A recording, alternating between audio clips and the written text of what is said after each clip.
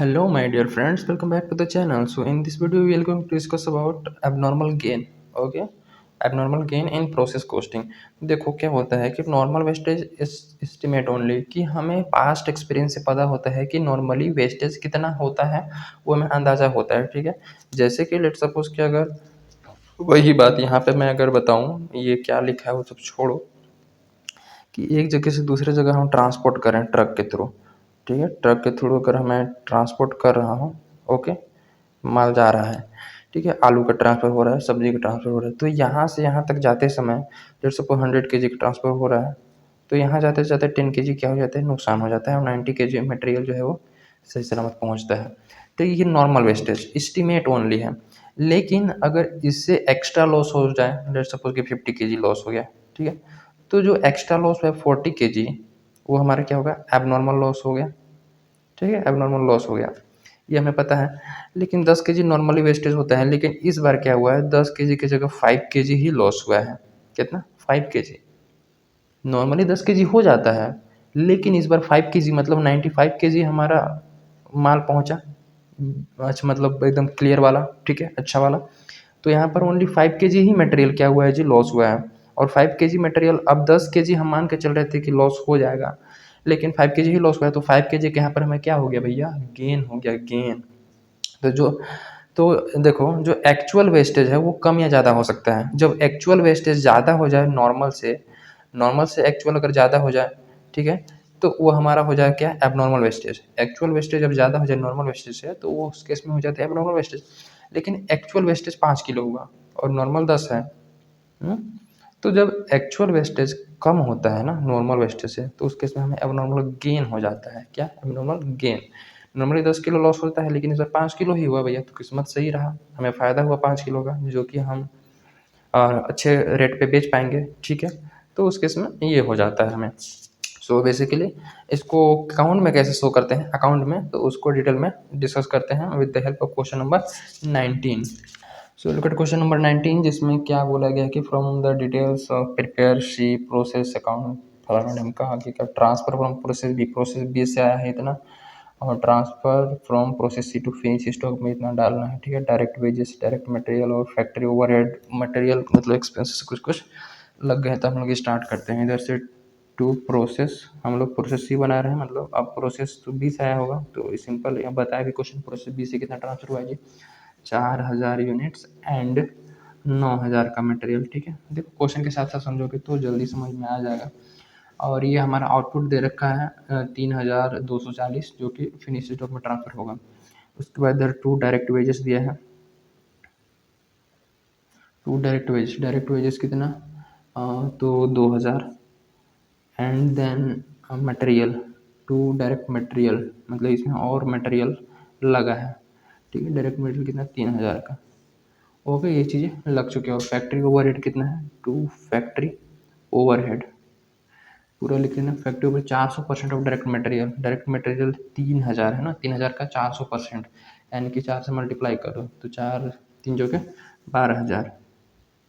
ठीक है, 400% ऐसे नहीं समझ में आया तो ऐसे कर लो, देखो 300 इंटू 400%, 1200 आ गया, करेक्ट है, तो 1200 इस टाइप से।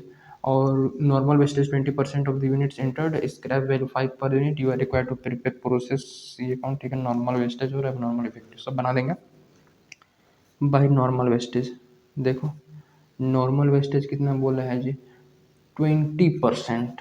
ओके, तो 4000 का 20% कितना हो जाएगा, तो यहाँ देखो 4000 इंटू 20%, इट बिकम्स 800, 800 यूनिट्स, जो कि सोल्ड करा जाएगा कितने पे, एट द रेट 5 पर unit, at the rate 5 rupees per unit. Okay, ये हमारे एस्टिमेटेड बेसिस पर है कि 20% लॉस हो जाता है। तो 800 अगर लॉस हो जाएगा एस्टिमेटेड हिसाब से, और 5 रुपये को बेच दिया जाएगा, तो 4000 का बिक जाएगा ना 4000। अब एक्चुअल में कम या ज़्यादा हो सकता है, उससे कोई गारंटी नहीं है, उसको देखेंगे पता चलेगा।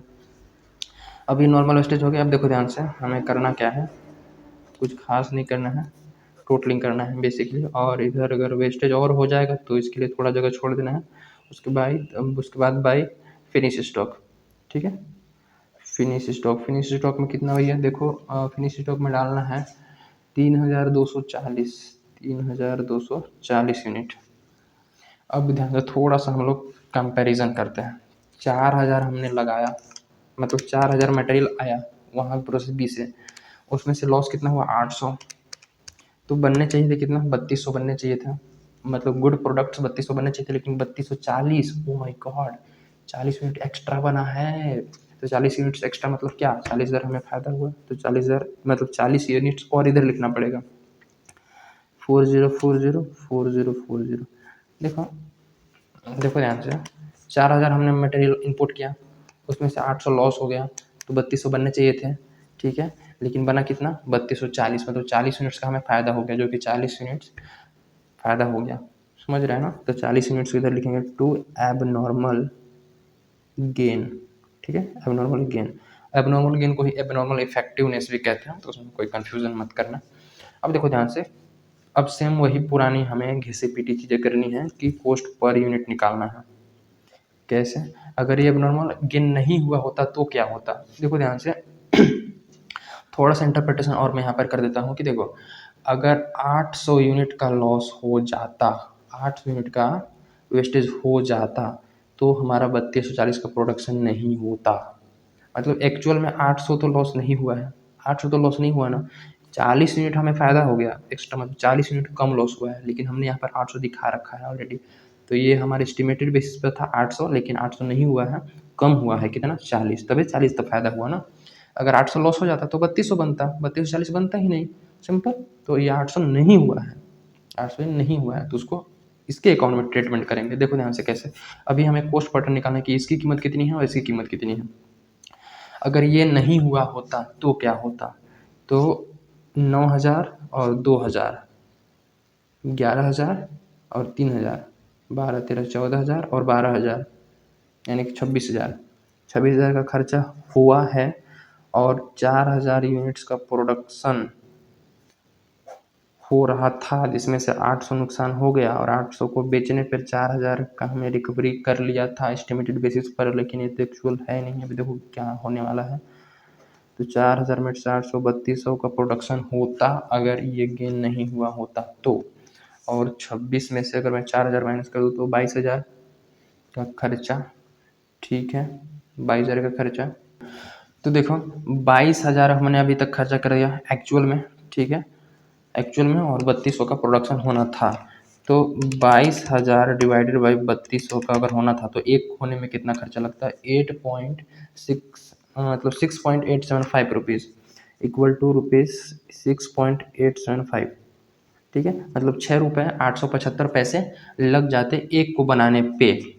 अब देखो, एक अगर नुकसान भी हो जाता तो 6 रुपये 875 पैसे का नुकसान होता, अगर एक गेन भी हो गया तो कितने का गेन हुआ जी, 6 रुपये 875 पैसा का गेन हुआ, क्योंकि जो गेन हुआ उसको हम कितने पे सोल्ड करेंगे, इस रेट से सोल्ड करेंगे। अब तो वो कबाड़ में नहीं जाएगा, अब तो गुड यूनिट्स के साथ उसको कंबाइन करके बेचा जाएगा, ठीक है।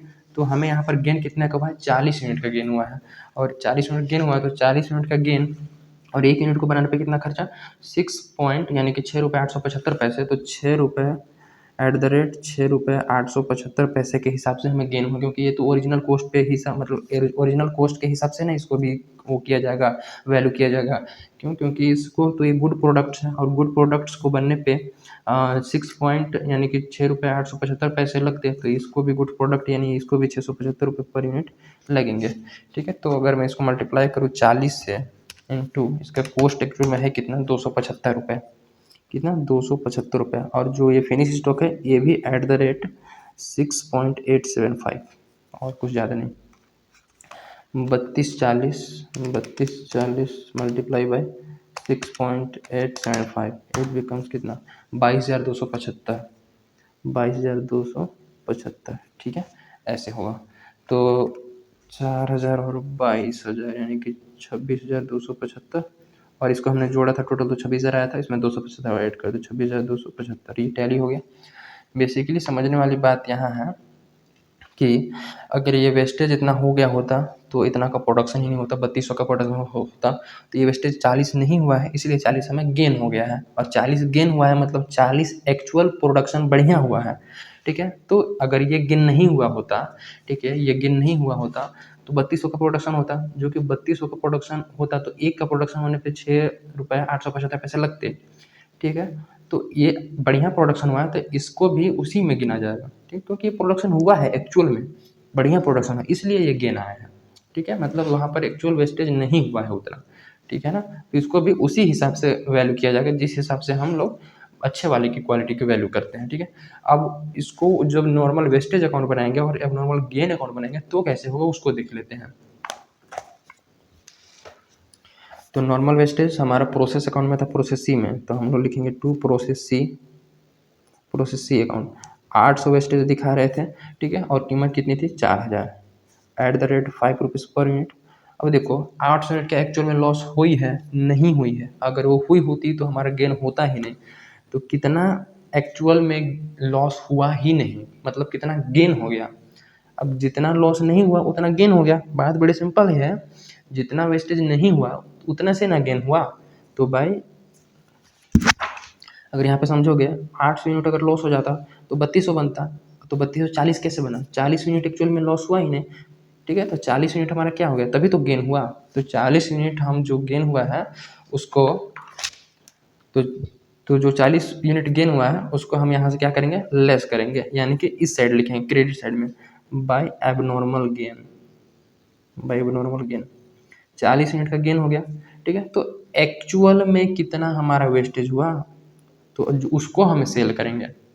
4000 का हमने ऑलरेडी सोल्ड दिखा रखा था, लेकिन वो नहीं एक्चुअल में सोल्ड हुआ होगा, वो एक्चुअल में उतना एक्चुअल में नुकसान ही नहीं हुआ तो उतना सोल्ड कैसे होगा। तो बाई सेल्स, ठीक है, एक्चुअल सेल्स कितना होगा जी 760 unit, 760 unit at the rate ₹5, ठीक है, एट द रेट ₹5 पर यूनिट। तो 760 को अगर मैं करूँ 760 इंटू 5 तो इट बिकम्स 3800, 3800, और यहाँ पे कितना आ जाएगा 200, ओके, इसकी वैल्यू कितनी आ गई 200। नॉर्मल वेस्टेज के हिसाब से जो 40 यूनिट हमारा गुड है, 40 यूनिट हमारा गुड है उसकी वैल्यू 200, क्योंकि वो हम नॉर्मल वेस्टेज में काउंट कर लिए थे लेकिन वो एक्चुअल लॉस हुआ ही नहीं है, तो ये 4000 ऐसे बनेगा, ये 800 इधर 800 और इधर से 4000, ठीक है। तो यहाँ पे समझना जरा नॉर्मल वेस्टेज कैसे बना है। नॉर्मल वेस्टेज प्रोसेस में यहाँ देखो, प्रोसेस अकाउंट में यहाँ था नॉर्मल वेस्टेज 800 और 4000 का, तो यहाँ पे हमने लिख दिया, इधर से इधर ब्रो डाउन किए 800 4000 का, लेकिन एक्चुअल में तो 800 लॉस हुआ ही नहीं क्योंकि गेन हो गया 40, तो गेन हो गया तो उसको हम इधर लिख देंगे बाय गेन। उसके बाद एक्चुअल लॉस कितना हो गया 760, उसको सोल्ड करेंगे 5 रुपये के हिसाब से, ठीक है। और जो ये अब नॉर्मल गेन हुआ है इसको यहाँ अकाउंट में ब्रोड किया जाएगा, ठीक है। वो कैसे, देखो जरा, to process to normal wastage, to normal wastage ना 40 यूनिट 200 का, और देखो इधर से आएगा बाई प्रोसेस सी अकाउंट। देखो नॉर्मल गेन, देखो अब नॉर्मल गेन प्रोसेस सी में इधर डेबिट साइड में होता है तो उधर क्रेडिट साइड में पोस्ट होगा। अब नॉर्मल गेन अकाउंट में कितना 40 यूनिट और कितने का हुआ था जी, तो वो हमने 275 रुपये का काउंट किया था, ठीक है। अब देखो ध्यान से यहाँ पर क्या होने वाला है, यहाँ पर बहुत सिंपल है, कुछ नहीं होगा। देखो अब नॉर्मल गेन अकाउंट में बाय प्रोसेस अकाउंट हमने एक्स्ट्रा प्रोसेस अकाउंट में गेन कितना हुआ था 40 यूनिट 275 हमने यहाँ ब्रो डाउन किया, ठीक है। जो कि देखो ध्यान से 40 यूनिट 275 का गेन हुआ था, मतलब 40 यूनिट का हमें लॉस नहीं हुआ था, जो कि हमने ऑलरेडी यहाँ पर 40 यूनिट इसमें लॉस दिखा रखा है, ठीक है। 40 यूनिट हमने लॉस दिखा रखा है यहाँ पर, लेकिन एक्चुअल हुआ नहीं था, तो उस लॉस को हम क्या कर लेंगे, माइनस कर देंगे। मतलब यहाँ जो एबनॉर्मल गेन अकाउंट है, एबनॉर्मल गेन अकाउंट है उसमें से 40 यूनिट एट द रेट कितना 5 ना, at the rate 5 rupees per unit के हिसाब से यहाँ से माइनस हो गया, और जो कोई नेट इफेक्ट आएगा वो एक्चुअल गेन हमारा है, ठीक है। जो नेट इफेक्ट आएगा यानी कि अगर मैं 275 और 40, ठीक है, ये हमारा 275 और 40, तो 75 रुपये और इधर चाहिए, तो ये जो हमारा एक्चुअल गेन है वो ट्रांसफ़र किया जाएगा कहाँ, to profit and loss account, ठीक है। बात बड़ी सिंपल सी है, एक्चुअल जो हमारा 40 यूनिट का गेन हुआ था उसकी कॉस्ट कितनी थी 275 रुपये, ठीक है। और नॉर्मल वेस्टेज में हमने 40 एक्स्ट्रा दिखा रखा था 5 रुपये के हिसाब से, तो उसको एडजस्ट कर लें क्योंकि इतना एक्चुअल में हुआ नहीं था, एक्चुअल में हुआ नहीं था, फिर भी हमने दिखा रखा था, तो हमें उसको अब नॉर्मल गेन से लेस करके और जो बाकी नेट इफेक्ट है उसको प्रॉफिट एंड लॉस में ट्रांसफर करना है, ठीक है। सो ये रहे रिलेटेड टू ये हमारा एबनॉर्मल गेन अकाउंट और फिर और ये नॉर्मल वेस्टेज अकाउंट। ठीक है। सो मिलते हैं in the another video. Till then keep learning. Thank you.